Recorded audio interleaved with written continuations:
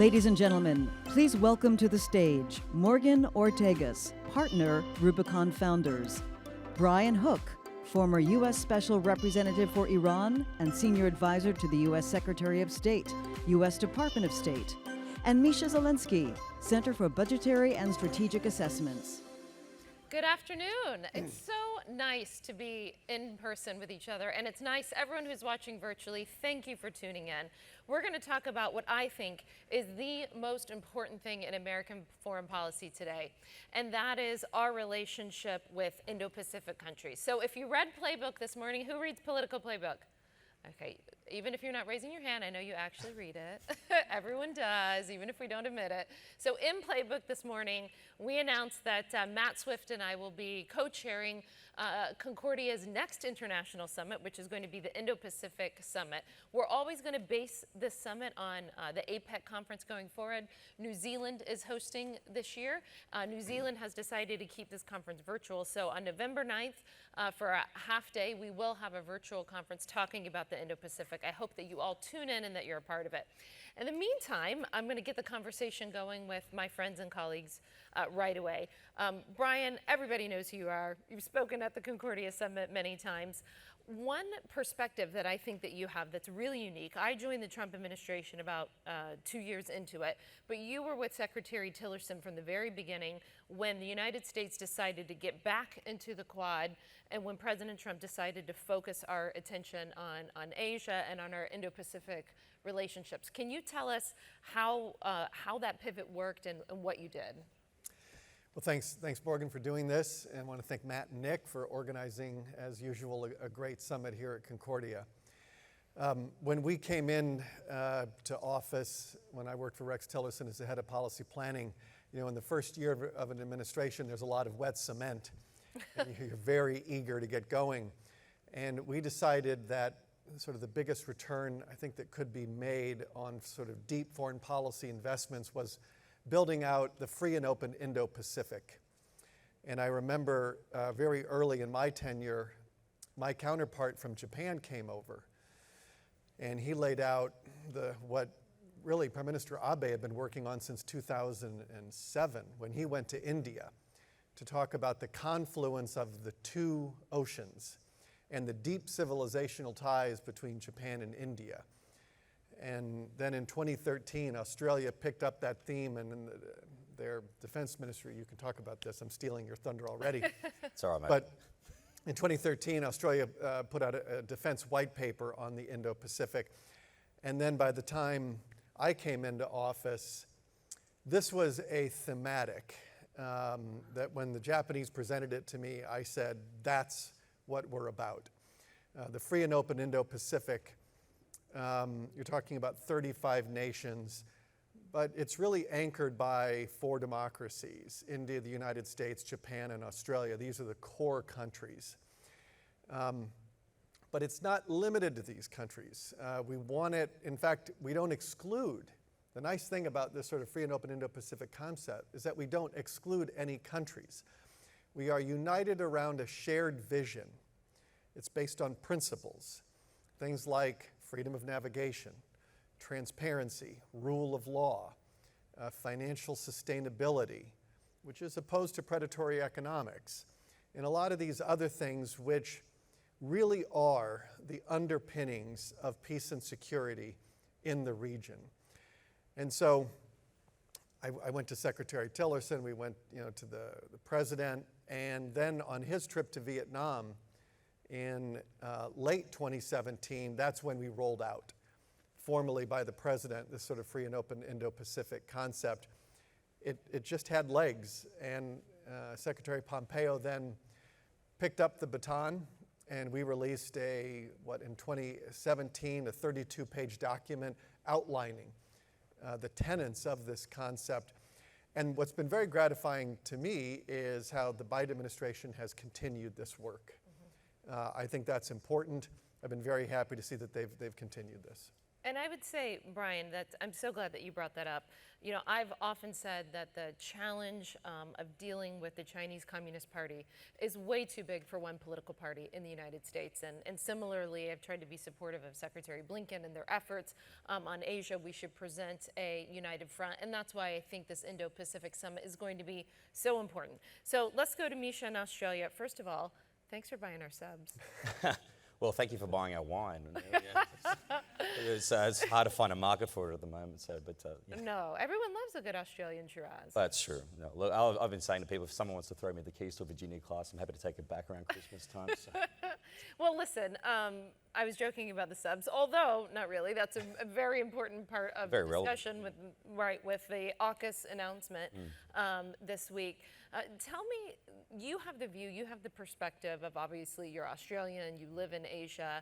What do Americans get wrong about the Indo-Pacific? What do we not see about the region that we miss just by virtue of where our distance from it? Well, I mean, obviously the conversation always tends to centre on China and the Chinese Communist Party for obvious reasons. But for all the reasons Brian's raised, it's bigger than that. Right. It's much more diverse. And you've talked about the anchor countries, the Quad nations. But I mean, Australia, we're very guilty of this even as Australians, is we barely ever talk about Indonesia. Huge democracy right on our doorstep, quarter of a billion people, largest Muslim democracy on earth. Right. And how much discussion does it get? Almost none, right? So it's so big and complex. So that is critical. I mean, but Americans, you get a couple of things wrong from time to time. But as a lava over in the United States, I'll always we forgive you for your sins broadly. But I think what's really interesting about this concept of the Indo-Pacific is that. I think in many ways it's had some false starts. And congratulations on this, on bringing Concordia to the Indo-Pacific. But aligning with APEC's interesting because the APEC summit sort of has its genesis. Prime Minister Paul Keating, Australian Prime Minister, was very big on this sort of Australia opening up to Asia in the early 90s. And then, Asia Pacific as it was called then, it's sort of, the world has always been much anchored around the transatlantic, around Europe, around the United States, North America. And Australia has been right down the bottom of the world, kind of, relevant to the discussion, but far away from it. And we've always felt that distance. And now for the first time in Australia's modern history, the world's coming to Australia. That's right. And so it's a fascinating thing. And the dynamics there, we haven't got a lot of time to unpack it all, but I think what's fascinating, as big a region as it is, this minilateralism that you're seeing emerge in the region in terms of the Quad. Australia's here talking about a number of things. The Prime Minister, and we've had our senior ministers as part of AUSMIN here.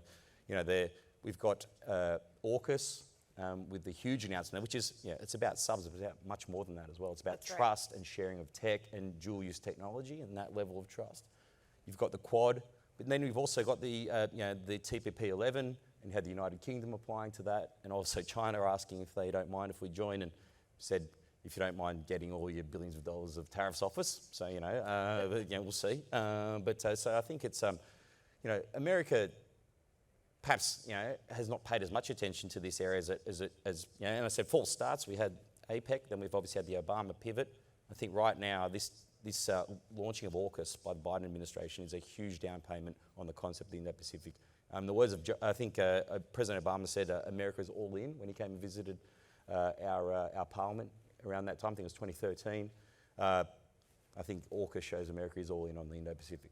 That's great. I love that. Brian, you have a really interesting perspective. You and I have been in and out of public and private sector. We're both back in the private sector now. Let's talk a little bit about the business ties between American firms and Indo-Pacific firms, and how do we strengthen those trade and economic relationships? There is $1.9 trillion in two-way trade.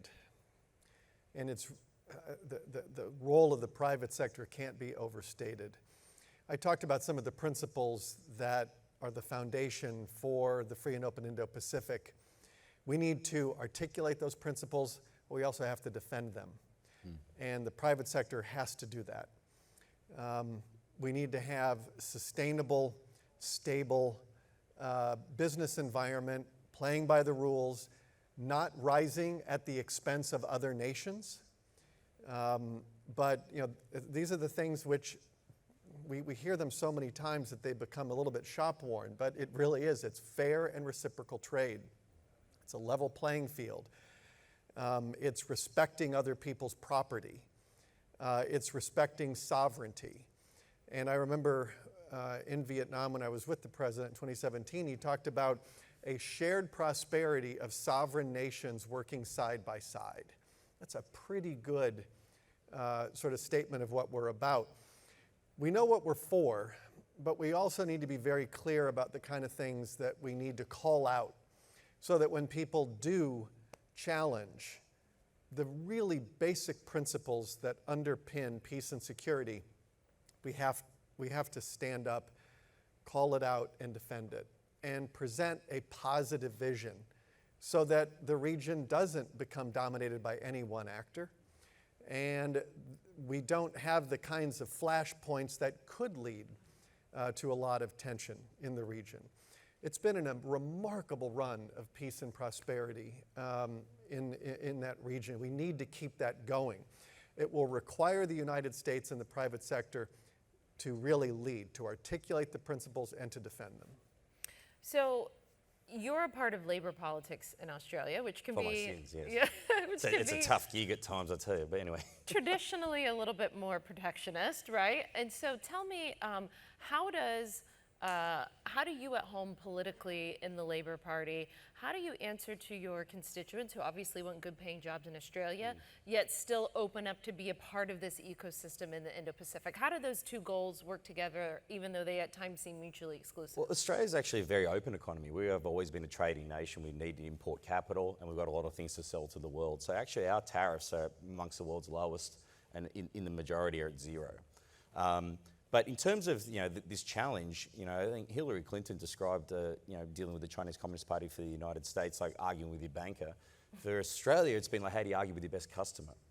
And unfortunately, where we've now landed is, we used to say the formulation by former Prime Minister John Howard was Australia doesn't have to choose between its economic relationship with China and its security relationship with the United States. But increasingly, the Chinese Communist Party has forced that choice upon us, regrettably. And to all the things Brian just said, I mean, nobody wants to be here.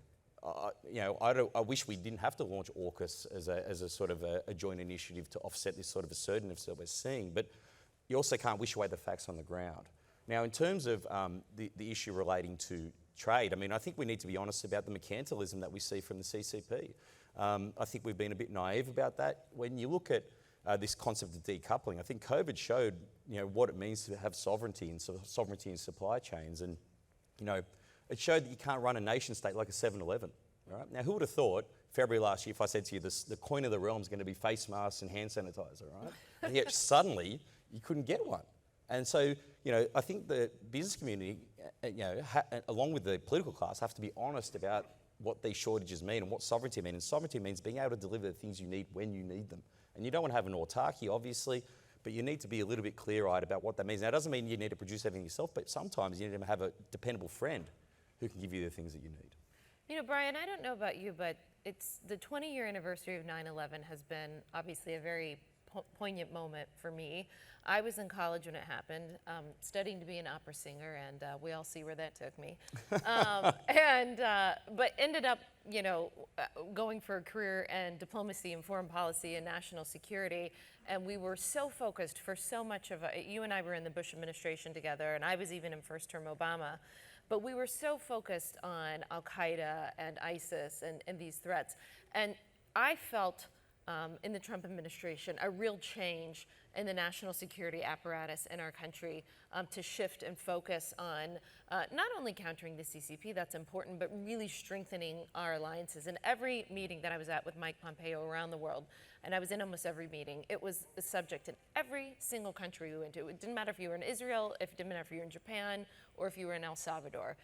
It was one of the talking points, if not up top. What do you think about that transition we've made in the U.S.? And you can kind of close us out in the last minute. At the heart of the free and open Indo-Pacific is alliances. And I think America's comparative advantage among the community of nations is our alliance system.